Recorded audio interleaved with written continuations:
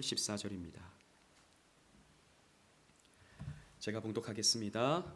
누가 여호와의 영을 지도하였으며 그의 모사가 되어 그를 가르쳤으랴. 그가 누구와 더불어 의논하셨으며 누가 그를 교훈하였으며 그에게 정의의 길로 가르쳤으며 지식을 가르쳤으며 통달의 도를 보여 주었느냐. 아멘. 오늘 제목처럼 하나님은 전지하십니다. 그러니까 모든 것을 아신다라는 거죠. 그래서 누군가가 하나님에게 지도할 필요가 없어요. 사람은 지도가 필요합니다. 그죠? 누가 저에게 가르쳐줘야, 저도 이제 설교하기 위해서 신학 교육을 받았지 않습니까? 배워야 됩니다. 배워야 저도 설교할 수 있는 거죠. 그러나 하나님은 지도가 필요 없습니다. 모든 것을 아시기 때문이죠. 또 하나님에게 모사, 어떤 조언자가 필요가 없습니다. 하나님은 의논이 필요 없어요. 다른 어떤 피조물과 다른 어떤 존재와 의논하실 필요가 없습니다. 하나님은 교훈을 받을 필요도 없어요. 왜요? 오늘 주시는 말씀처럼 하나님은 전지하신 하나님이시기 때문입니다. 하나님의 지식은요, 광대합니다. 하나님의 지식은 한이 없으십니다. 인간의 지식쯤은 훌쩍 뛰어넘습니다. 인간이 대단히 많이 아는 것 같지만 인간의 지식으로 하나님이 있니 없니 사람들은 이렇게 왈가왈부하지만 하나님은요, 그런 인간의 뇌 속의 한 세포까지도 꿰뚫어 보시는 하나님이십니다. 하나님이 없다라고 말하는 그 순간에서도 온 우주와 온 인간과 온 세계 만민들을 다 꿰뚫어 보시는 분이 우리 하나님이시다라는 거죠. 그렇기 때문에 여러분, 우리가 사실 기도할 때도 있잖아요. 여러분, 그런 생각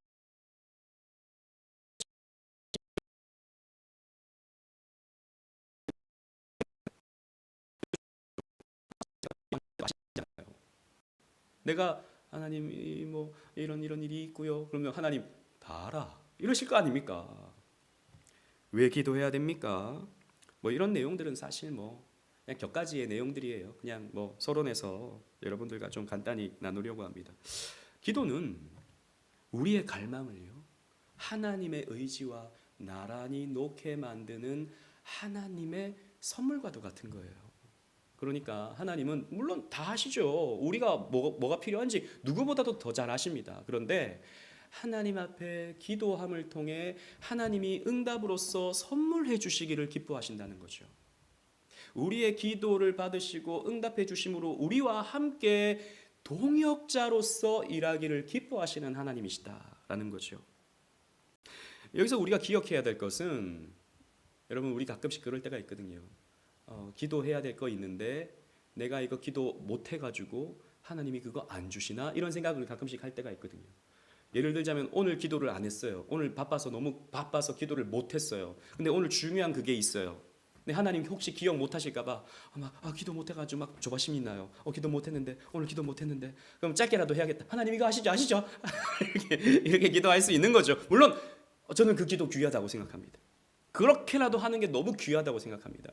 그런데 하나님은 이미 다 알고 계셔요.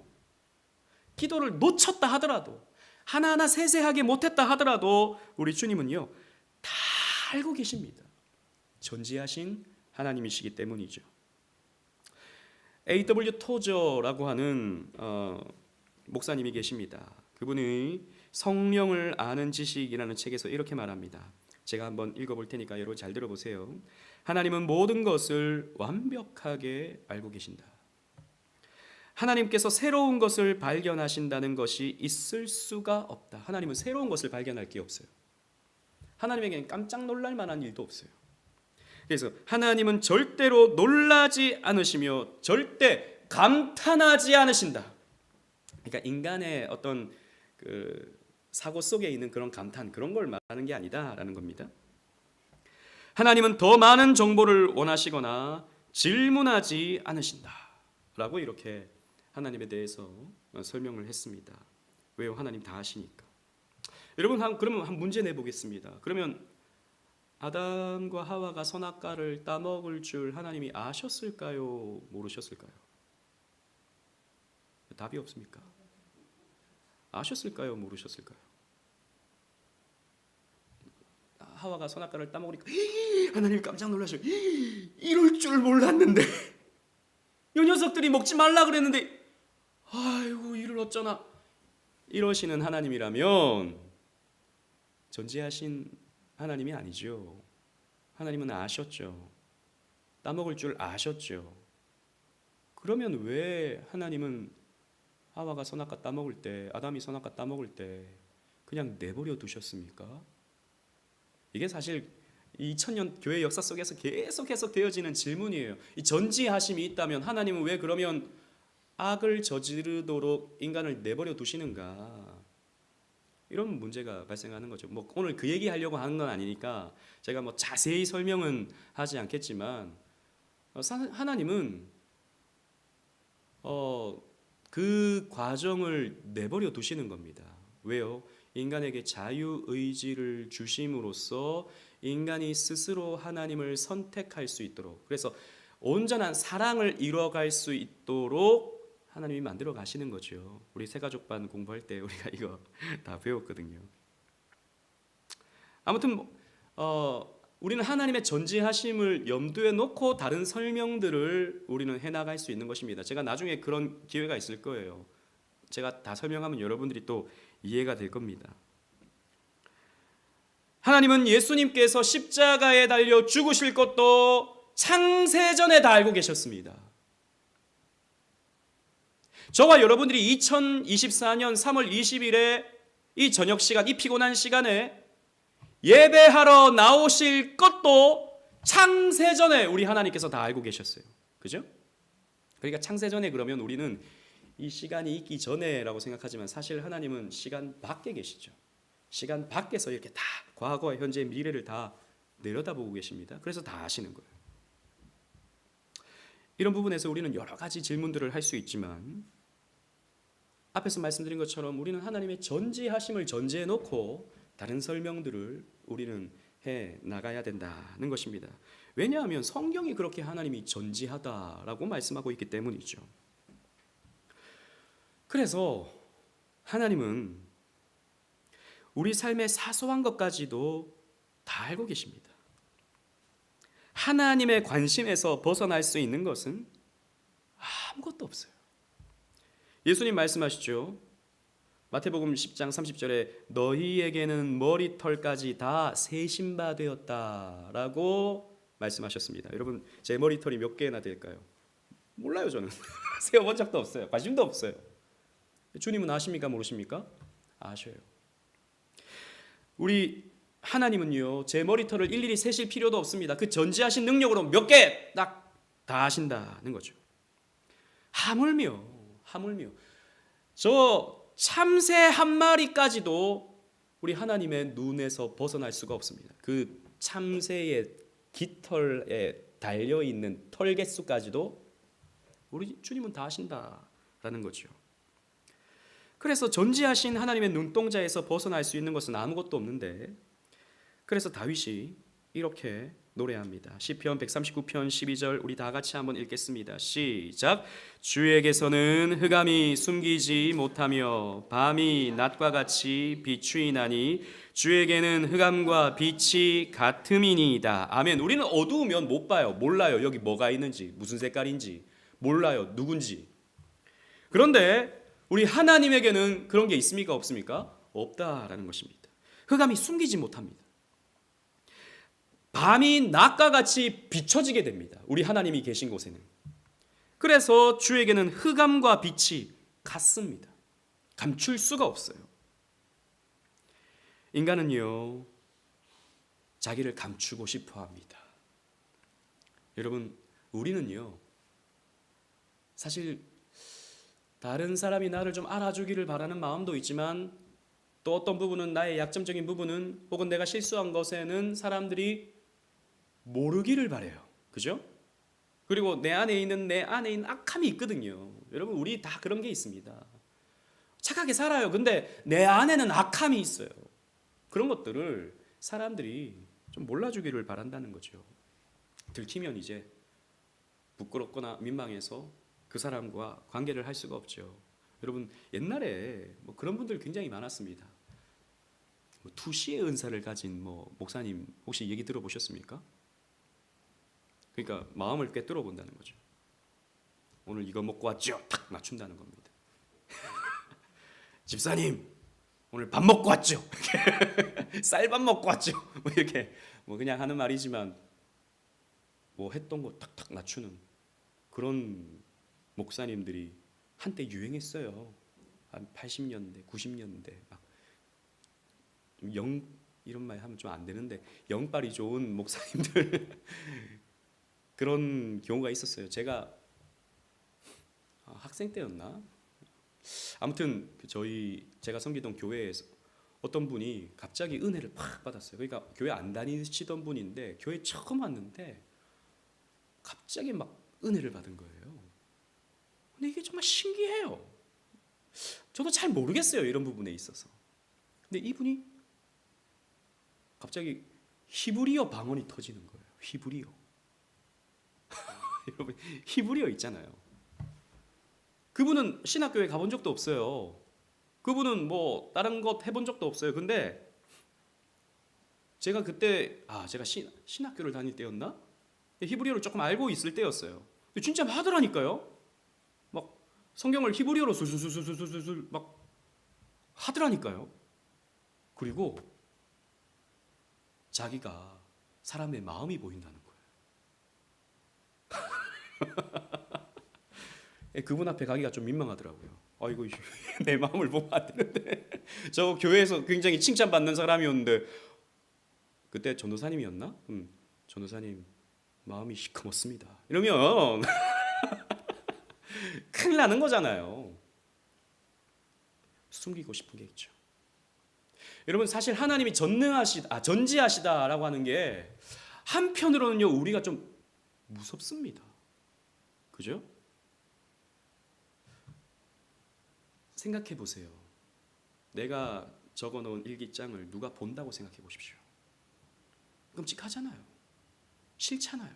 그건 내 비밀의 어떤 내 기록인데 그걸 누가 본다. 근데 하나님 아십니까 모르십니까? 아신다는 거죠.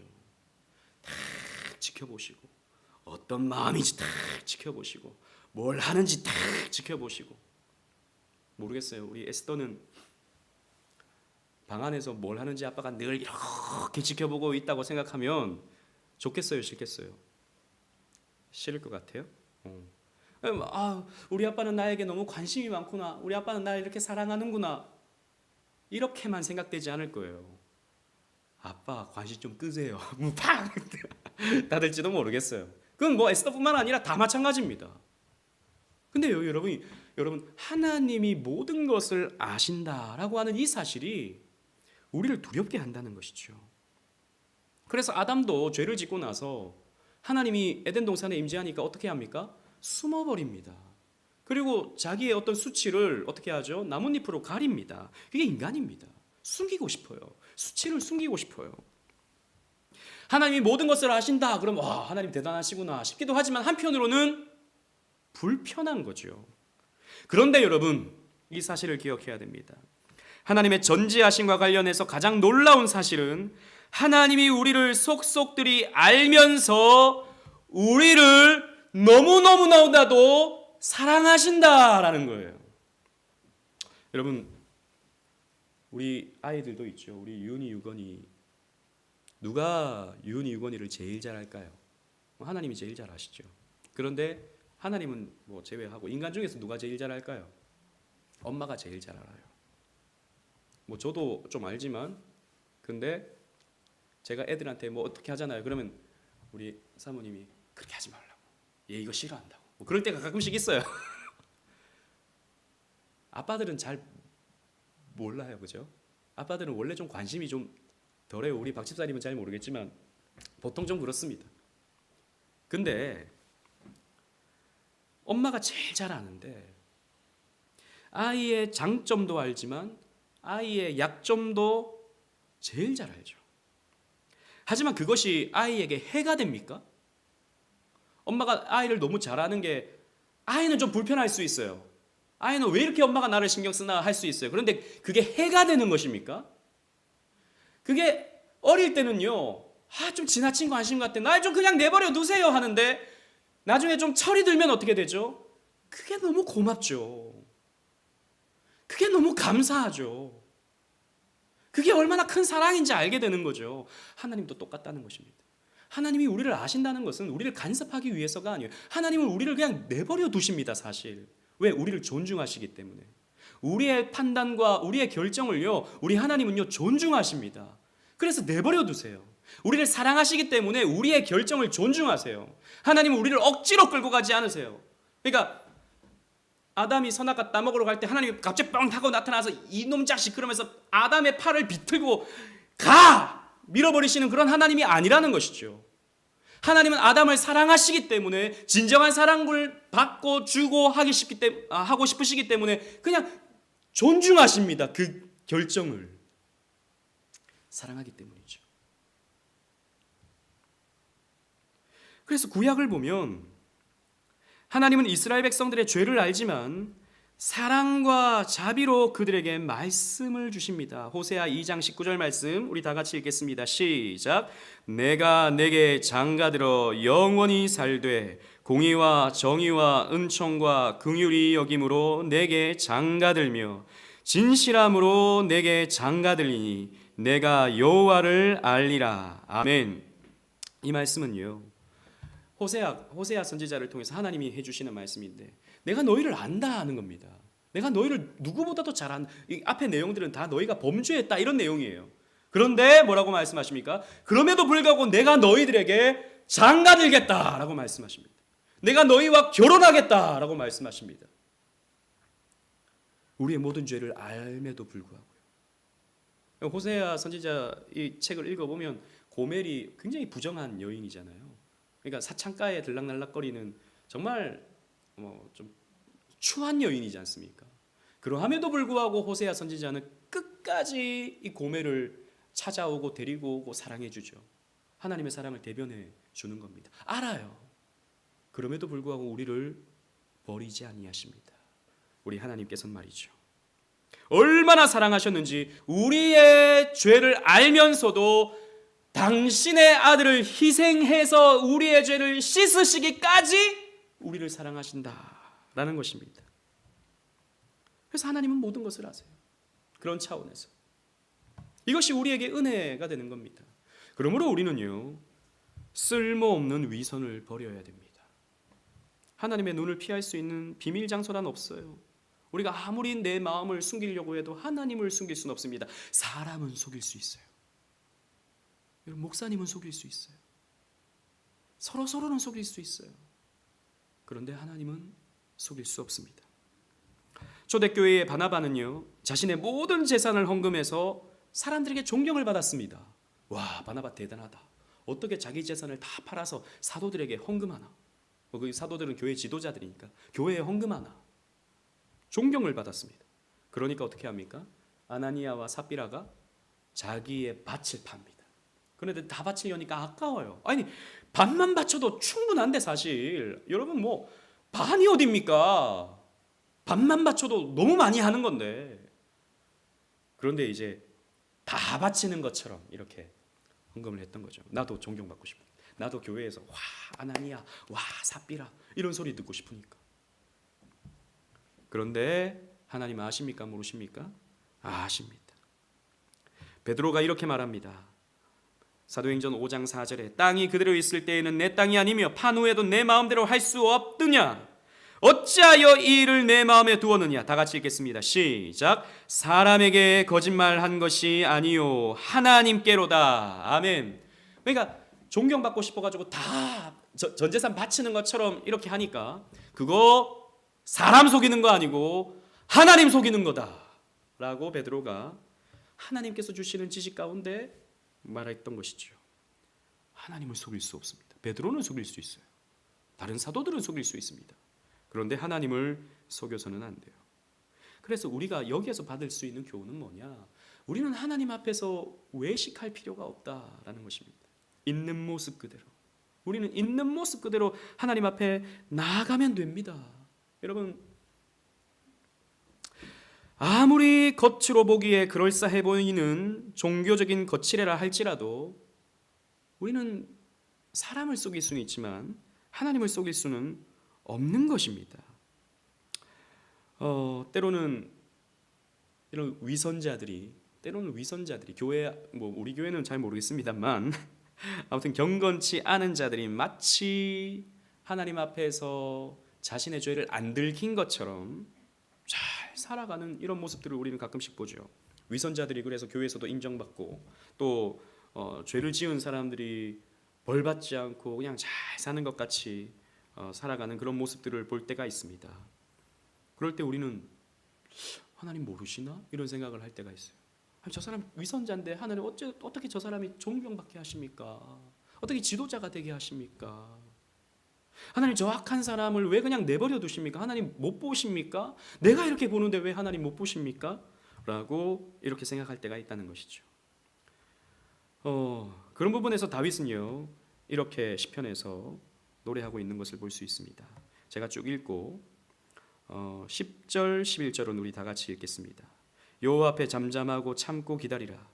자기 길이 형통하며 악한 꾀를 이루는 자 때문에 불평하지 말지어다. 분을 그치고 노를 버리며 불평하지 말라. 오히려 악을 만들 뿐이라. 진실로 악을 행하는 자들은 끊어질 것이나 여호와를 소망하는 자들은 땅을 차지하리로다. 시작. 잠시 후에는 악인이 없어지리니 내가 그곳을 자세히 살필지라도 없으리로다. 그러나 온유한 자들은 땅을 차지하며 풍성한 화평으로 즐거워하리로다. 아멘. 하나님 이렇게 말씀하시는 거예요. 참고 기다리라. 다윗의 입을 통해서 이렇게 말합니다. 여러분 그렇잖아요. 위선자들이 존경받고 악한 자들이 그냥 떵떵거리며 살아가고 있는 이 시대를 보면서 하나님 모르십니까? 라고 우리는 질문하지만 하나님 이렇게 말씀하시는 거예요. 다 안다! 라고 말씀하시는 거예요. 참고 기다려라. 불평하지 마라. 때가 되면 악인이 없어진다. 악인이 심판받는다. 온유한 자들은 땅을 얻게 된다. 라고 우리 주님께서 다윗의 입을 통해서 말씀하십니다. 여러분 그래요. 만약 여러분 우리가 살아가는 이 발을 딛고 있는 이 세상에서의 삶만 다라면 그것만이 우리의 삶이라면 억울할 수 있겠죠. 그죠? 아니 죽을 때까지도 잘 먹고 잘 살아요. 악인들이, 위선자들이. 그런 경우들을 우리가 보지 않습니까? 그런데 여러분 이 세상이 다가 아니잖아요. 그죠? 불꽃 같은 눈동자로 지켜보셨다가 최후의 악한 자들을 영벌에 처하십니다. 우리 오늘 새벽에도 말씀 나누었지만 염소는 왼편에 양은 오른편에 두시고 이들에게는 창세로부터 예비한 나라를 상속받게 하시고 저들은 바깥 어두운 데 가서 쫓겨나서 슬피 울며 이를 갈미 있게 되는 것입니다. 여러분 오는 세상이 있어요. 아무리 이 세상에서 위선자로 살면서도 잘 먹고 잘 사는 사람들 하나님께서 벌하십니다. 다 지켜보고 계십니다. 그래서 예레미야 17장 10절에도 이렇게 말씀합니다. 나 여호와는 심장을 살피며 폐부를 시험하고 각각 그의 행위와 그의 행실대로 보응하나니. 우리는 이 말씀을 마음에 새겨야 됩니다. 하나님 다 보시고 우리의 심장까지도 다 감찰하시고 그래서 행위대로 갚으십니다. 우리가 한 만큼 하나님께서 갚으십니다. 여러분 선한 일을 하십시오. 주님께서 갚으십니다. 악한 일은 피하십시오. 주님께서 벌하십니다. 그래서 주님은요 누가 어떤 죄를 지었는지 다 아시고요. 누가 겉으로만 그럴싸하게 위선을 행하시는지도 다 아십니다. 하나님의 심판은 외적인 조건이나 직업에 따라서 결정되는 것이 아니라 오직 진리에 따라서 결정될 것입니다. 하나님은 사람의 외모를 보시는 하나님이 아니라 하나님 마음까지 중심을 보시는 하나님이시다라는 것이죠. 그래서 하나님은 지혜로 충만하신 하나님이십니다. 토저는요, 아까 앞에서 말씀드렸던 토저는 또 이렇게 설명합니다. 제가 읽어볼 테니까 잘 들어보십시오. 하나님의 모든 행동은 완벽한 지혜 속에서 이루어진다. 하나님의 모든 행동은 하나님 자신의 영광을 위해 최대로 장기간 동안 지속되기 위해 가장 많은 일을 위해 최고의 선을 유지하기 위해 이루어진다. 하나님의 모든 행동은 지혜로운 만큼 순수하며 또 지혜롭고 순수한 만큼 선하다. 하나님의 행동은 최선의 행동이다. 하나님에게는 좀 더 잘 행동할 수도 있었다는 식은 있을 수 없다. 하나님이 하시는 모든 일들은 지혜로 충만하신 행위다라는 거죠. 하나님이 하시는 일들은 다 선하고 최선이다라는 것입니다. 그래서 하나님이 하시는 일은 반드시 그 지혜 안에서 열매를 맺습니다. 하나님은 완벽한 지혜를 가지신 하나님이시기 때문이에요.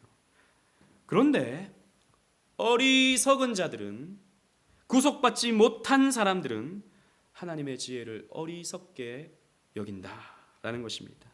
바울은 이렇게 말하죠. 고린도전서 1장 18절 19절 말씀, 제가 18절을 읽고 19절 다 같이 읽겠습니다. 십자가의 도가 멸망하는 자들에게는 미련한 것이요 구원을 받는 우리에게는 하나님의 능력이라. 시작.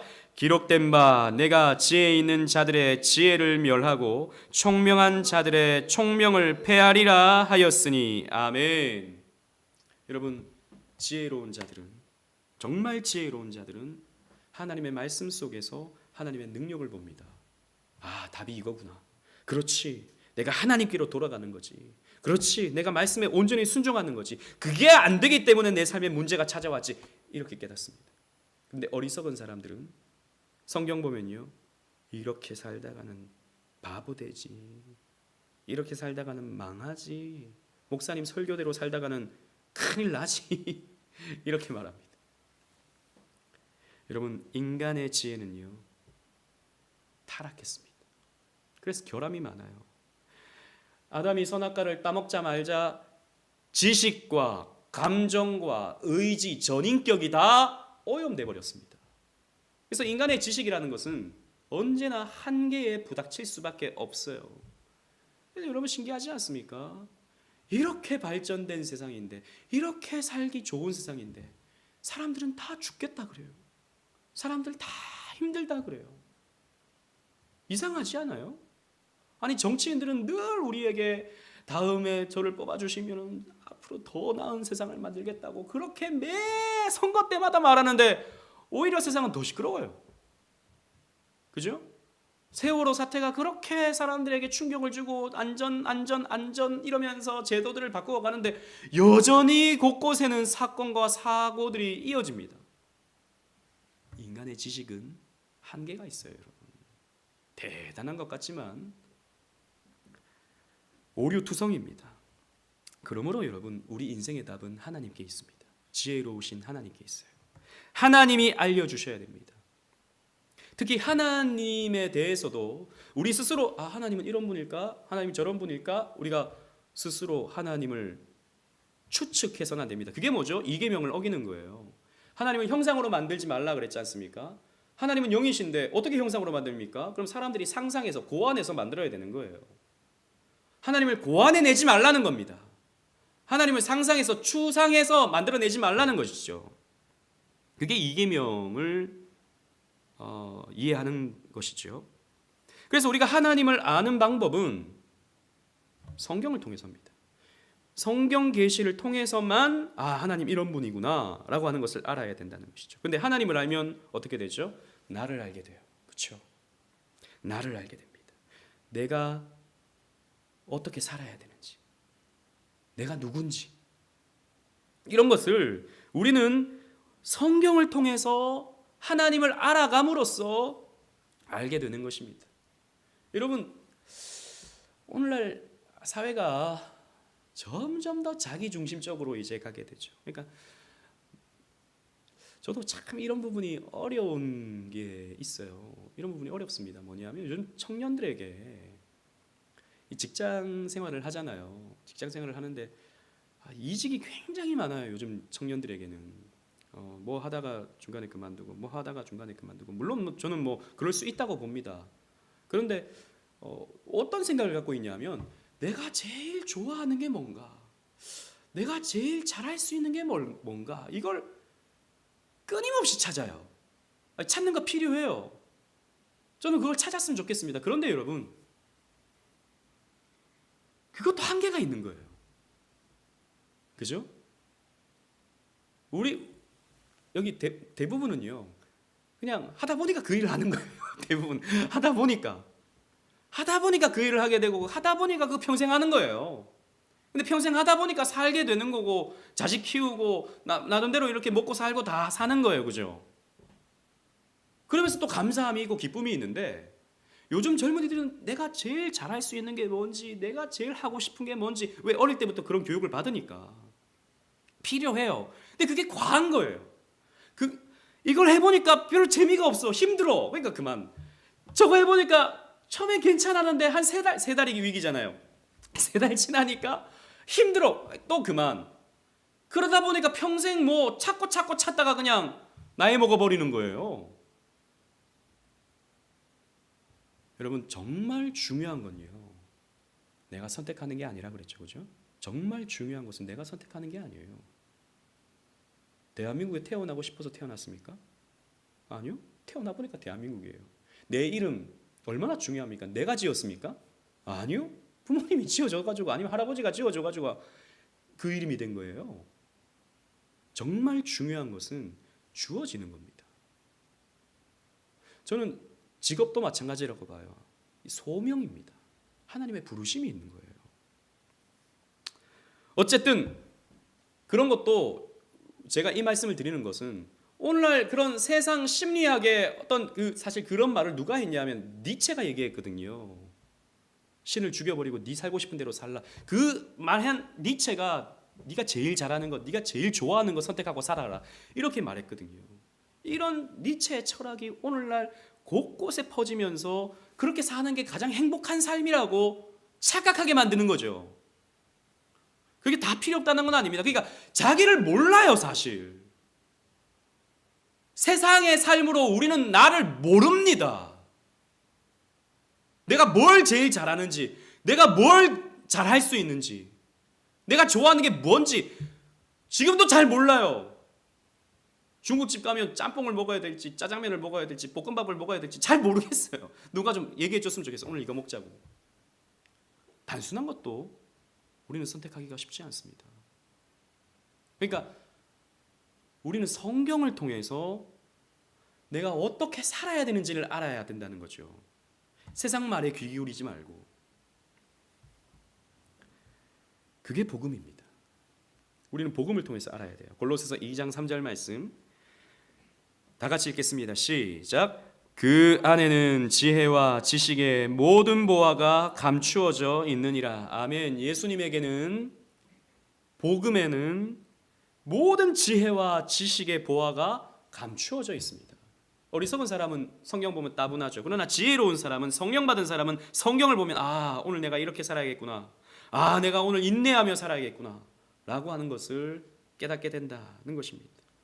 특히 하나님은 교회를 통해서 우리에게 복음의 진정한 지혜와 지식을 허락해 주십니다. 에베소서 3장 9절 10절 말씀 제가 읽겠습니다. 영원부터 만물을 창조하신 하나님 속에 감추어졌던 비밀의 경륜이 어떠한 것을 드러나게 하려 하심이라 라고 했습니다.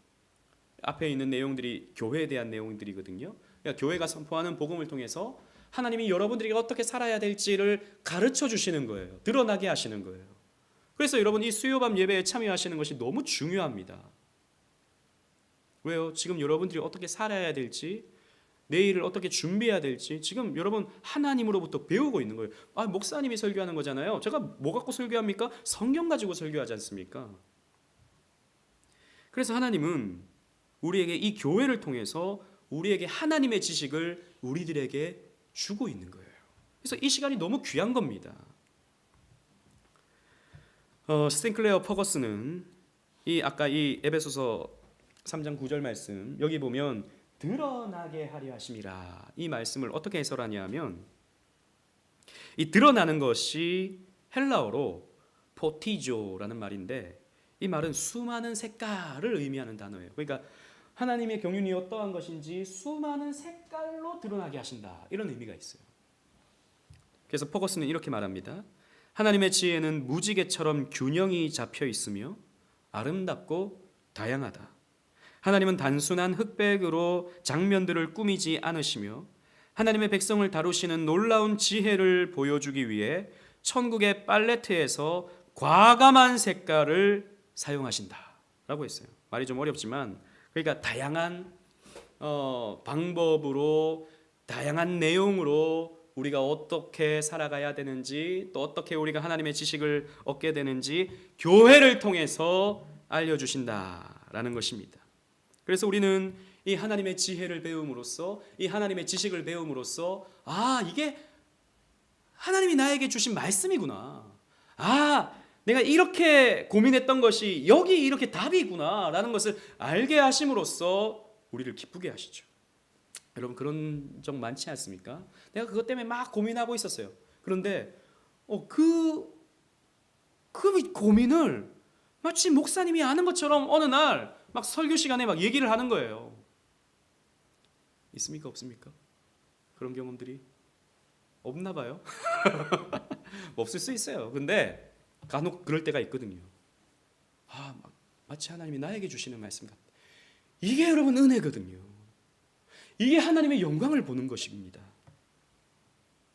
그리고 이 하나님의 전지하심은요, 고난 속에서도 우리를 이기게 만듭니다. 예수님께서 베드로를 찾아가시죠. 이제 마지막에. 그래서 네가 나를 사랑하느냐고 묻습니다. 우리 잘 아는 내용이죠. 그때 베드로가 이렇게 말합니다. 내가 주님을 사랑하는지 주님께서 아십니다. 왜? 주님 사랑합니다 라고 그냥 말하기는 너무 부끄럽거든요. 금방 며칠 전에 도망가 놓고는 뭘 사랑해요. 그러니까 근데 자기 마음속에 사랑하는 마음이 분명히 있거든요. 주님, 제가 주님 사랑하는지 주님께서 아십니다. 주님 아시죠? 베드로의 마음을 아세요. 그 부끄러운 민망한 그런데 주님 사랑하는 마음이 이만큼 있는 그 베드로를 아세요. 그래서 예수님께서 베드로에게 뭐라고 말씀하십니까? 내 양을 치라. 베드로야, 너 잘했어. 너 나 사랑하는 거 좋아. 그러니까 너는 앞으로 내 양을 너에게 맡길 테니까 내 양을 치고 내 양을 먹이라 라고 말씀하십니다. 베드로의 마음을 아시기 때문이에요. 여러분, 우리가 사실 하나님 앞에서 부끄러울 때가 많아요. 그죠? 헷갈릴 때도 많아요. 내가 믿음이 있는 것 같기도 하고 없는 것 같기도 하고 하나님 사랑하는 것 같기도 하고 안 사랑하는 것 같기도 하고 헷갈려요. 나도 모르겠어요. 그런데 주님이 여러분들의 마음을 아신다라는 거예요. 여러분 주님 사랑하니까 사실 이 자리에 있잖아요. 주님 사랑하지 않으면 어찌 이 자리에 앉아 있겠습니까? 가자 해도 안 가지. 우리 에스더가 어떻게 이 자리에 앉아 있겠습니까? 아빠가 가자 해도 난 그냥 좀 쉴래 이러지. 에스더의 마음속에 하나님 사랑하는 마음이 있기 때문에 이 자리에 있는 게 그게 크든 작든 있는 거죠. 주님이 아신다라는 겁니다. 우리의 마음을. 그리고 예수님은 베드로가 어떤 죽음을 맞이할지도 알고 계셨어요. 요한복음 21장 18절 19절 말씀인데요. 제가 18절을 읽고 19절을 다 같이 읽겠습니다. 내가 진실로 진실로 내게 이르노니 내가 젊어서는 스스로 띠띠고 원하는 곳으로 다녔거니와 늙어서는 내 팔을 벌리리니 남이 내게 띠띠우고 원하지 아니하는 곳으로 데려가리라. 시작.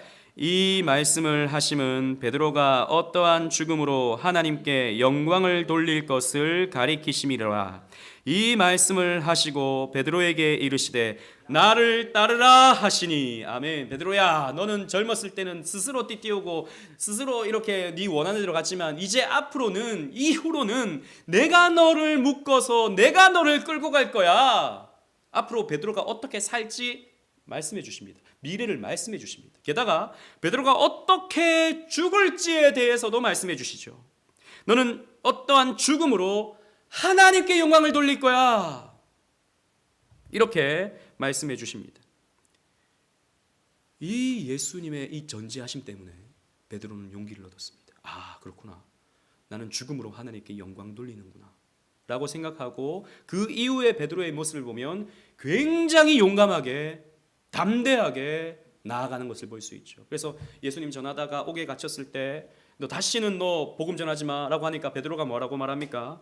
내가 사람의 말을 듣는 것이 옳으냐 하나님 말씀 듣는 것이 옳으냐 네가 한번 판단해봐라 이렇게 말합니다. 멋지잖아요. 어떻게 그렇게 담대할 수 있습니까? 죽는다는 거죠. 베드로 너 어차피 죽어. 근데 하나님 영광 돌리면서 죽을 거야 라고 이야기를 하니까 베드로는 담대해졌던 것입니다. 여러분, 우리가요 어떻게 됩니까? 저와 여러분들은 앞으로 어떻게 돼요? 제가 예언해 드릴게요. 여러분 죽습니다. 어떻게 되겠냐? 여러분 다 죽어요. 다 죽어요. 근데 죽음으로 끝납니까? 아니요. 여러분 영광스럽게 부활합니다. 삶은 어려울 수 있어요. 삶은 참 힘들 수 있습니다. 우여곡절이 있을 거예요. 좋았다가 힘들었다가 좋았다가 힘들었다가. 그게 인생이니까 주님께서 말씀하시잖아요. 근데 결국에는 우리는 죽는데 결국에는 우리는 영광스럽게 부활해서 천국을 보게 될 것입니다. 그러므로 우리는 두려워할 필요가 없어요. 미래를 두려워할 필요가 없어요. 그냥 살면 돼요. 말씀 붙들고. 뭐가 우리가 걱정할 일이 있습니까? 주님께서 아시는데, 주님께서 날 아시고 말씀을 통해서 우리에게 가르쳐 주셨는데 주님 믿고 나가는 거예요. 사는 거예요 그냥. 이 믿음이 있을 때 우리는 용감하게 살 수 있는 것입니다. 그리고 우리는 어떤 상황 속에서도 위로를 받을 수 있어요. 말라기 선지자 시대에 소수에 불과했던 성도들은 하나님이 우리를 잊으셨나? 라고 하는 질문을 던졌습니다. 왜요? 세상은 날로 날로 악해지거든요. 오리라 하는 메시아가 있다고 했는데 메시아가 나타나지 않습니다. 바벨론 포로 끌려갔다가 다시 돌아왔는데 여전히 지질이 궁상맞은 삶입니다. 말씀대로 왔는데 힘들어요. 뭔가? 하나님이 우리를 심판하시는 건가? 두려웠습니다. 그때 하나님께서 이렇게 말씀하시죠. 말라기 3장 16절 17절 말씀이에요. 제가 16절을 읽고 17절 다 같이 읽겠습니다. 그때 여호와를 경외하는 자들이 피차에 말하매 여호와께서 그것을 분명히 들으시고 여호와를 경외하는 자와 그 이름을 존중히 여기는 자를 위하여 여호와 앞에 있는 기념책에 기록하셨느니라. 17절 시작. 만군의 여호와가 이르노라. 나는 내가 정한 날에 그들을 나의 특별한 소유로 삼을 것이요 또 사람이 자기를 섬기는 아들을 아낀 같이 내가 그들을 아끼리니. 아멘. 내가 너희들을 안 잊었다라고 말씀하십니다. 너희들이 행한 그 모든 선한 행위를 내가 기념책에 기록해 놓았다라고 말씀하십니다. 내가 너를 잊지 않았다라는 거죠. 내가 너희를 반드시 특별한 소유로 삼아서 너희를 아껴줄 것이다 라고 말씀하시고 이제 오리라 한 엘리야가 너희들에게 올 것이다 라고 말라기 선지자를 통해서 말씀해 주십니다. 여기서 우리가 중요하게 생각해야 되는 것이 바로 생명책, 기념책입니다. 기념책에 여호와 앞에 있는 기념책에 기록했다. 너희들의 이름이 기념책에 기록되어 있다 라고 말씀하십니다. 게다가 또 여기에는 이름 옆에 예를 들자면 우리 박진수 집사님 이름 옆에 몇 월 몇 시 뭐 했는지 다 기록되어 있을 거예요. 좋은 일이 기록되어 있을 겁니다. 나쁜 짓을 하셨는지 잘 모르겠지만 그건 다 어떻게 됐냐 하면 빨간 잉크로 덮여 있습니다. 그 빨간 잉크가 뭐죠? 우리 주님의 보혈이죠. 그건 지워져 있어요.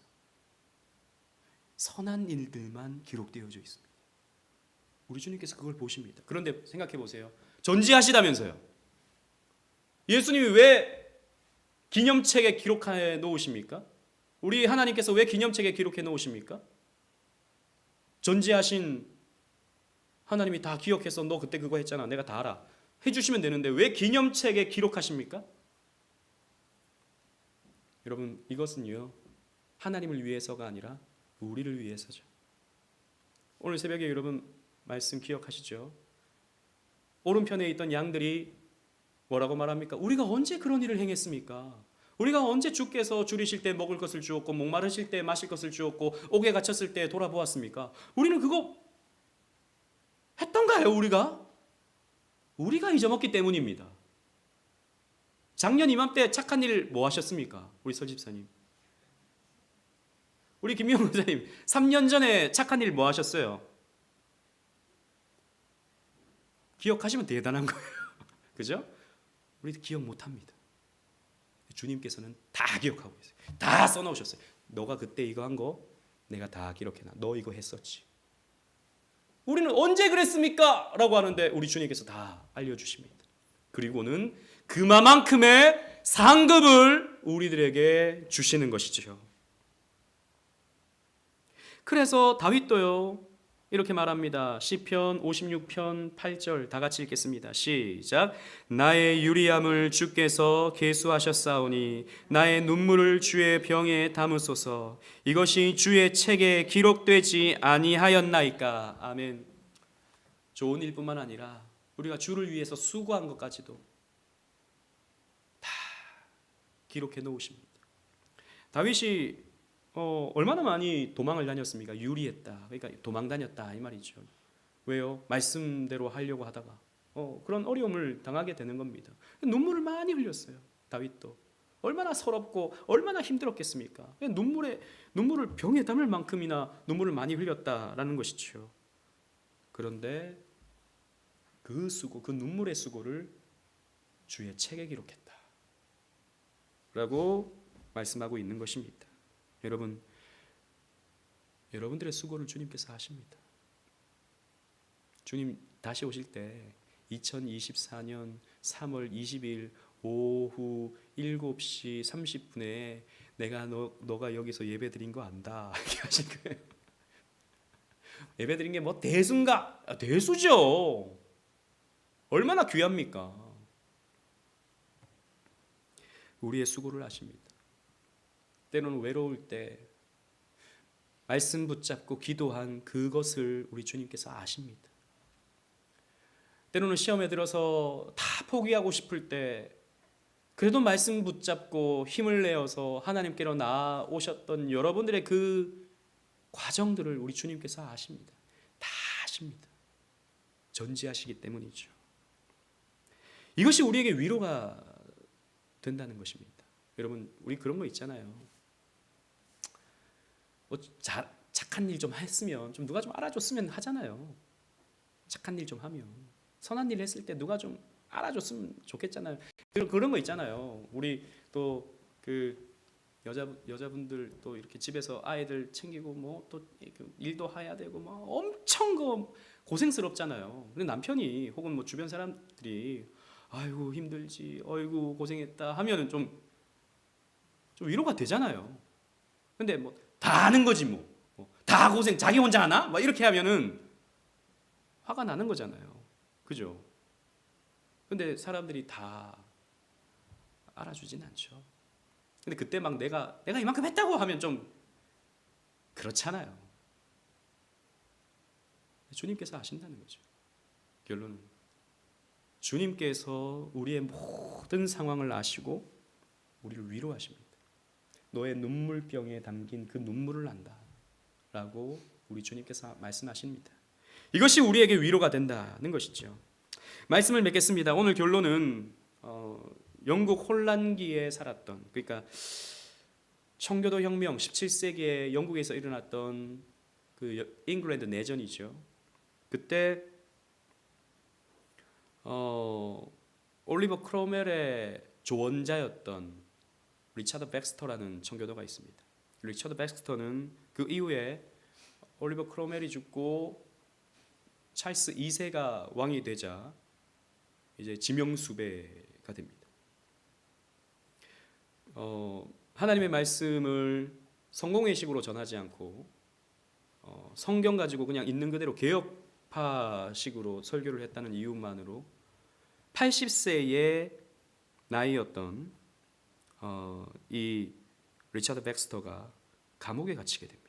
80세가 아니고 70살, 70세에.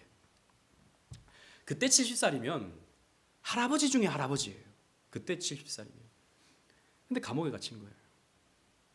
너무 힘들었습니다. 너무 고통스러웠어요. 추위가 그냥 뼛속까지 그냥 치고 들어옵니다. 온몸이 그냥 쪼개지는 것 같은 고통을 당합니다. 그런데 그때 리처드 백스터의 기도문이 남아있어요. 제가 읽어드릴게요. 주님, 내가 죽든지 살든지 그것은 내가 염려할 바가 아닙니다. 주님을 사랑하고 섬기는 것이 내가 할 몫입니다. 그것이 내게 베푸신 하나님의 은혜입니다.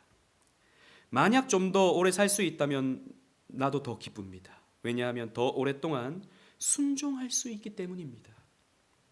만약 짧게 살더라도 내가 기뻐할 이유는 영원한 곳으로 가기 때문일 것입니다. 내가 은혜로 주님의 복된 얼굴을 뵐 수 있을 때 주여 오시옵소서. 이 땅에 주님의 일이 달콤하기만 했다면 주님이 얻을 영광이 무엇이겠습니까? 이 마지막에 글귀인데요. 이 사람이 리처드 백스터입니다. 내가 인생에 대해 아는 것이 비록 적고 믿음의 눈도 흐릿하지만 그리스도께서 모든 것을 아신다는 것을 알 정도는 됩니다. 그리고 나는 주님과 함께 할 것입니다. 라고 이렇게 차가운 감옥 바닥에서 이 리처드 백스터는 기도했습니다. 주님께서 모든 것을 아신다 라고 하는 이 사실이 그에게 위로가 되었습니다. 그에게 버틸 힘이 되었습니다. 여러분들도 주님이 여러분들을 아신다 라고 하는 그 전지하심을 기억하면서 힘을 얻고 위로를 얻으시는 여러분들 되시기를 주님 이름으로 축원합니다.